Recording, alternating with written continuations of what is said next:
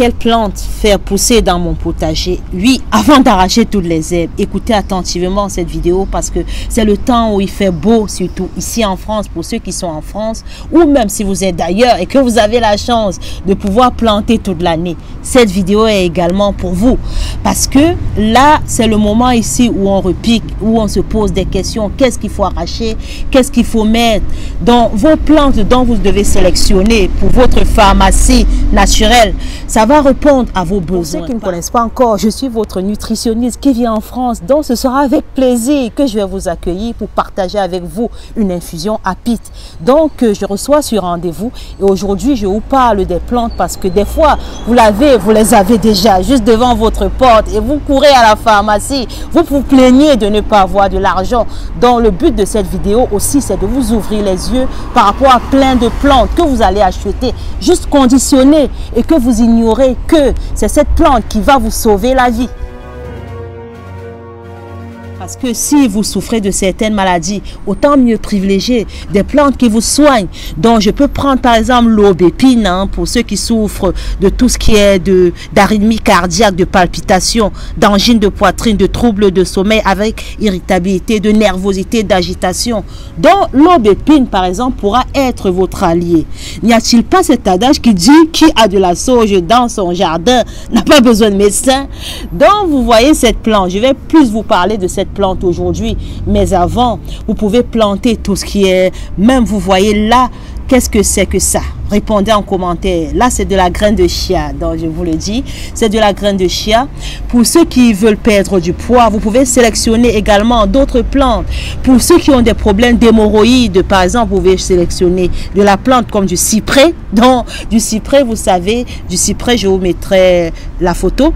Donc, si vous avez des soucis d'hémorroïdes, de jambes lourdes, de varices, ça, ce sera pour vous à privilégier. Et même, vous pourrez l'utiliser comme votre sapin au temps de fête. Donc, vous pouvez casser des branches, même parfumer votre maison, brûler comme de l'encens ou également utiliser comme infusion, comme tisane pour soigner les affections d'hémorroïdes, tout ce qui va concourir à avoir de la jambe lourde.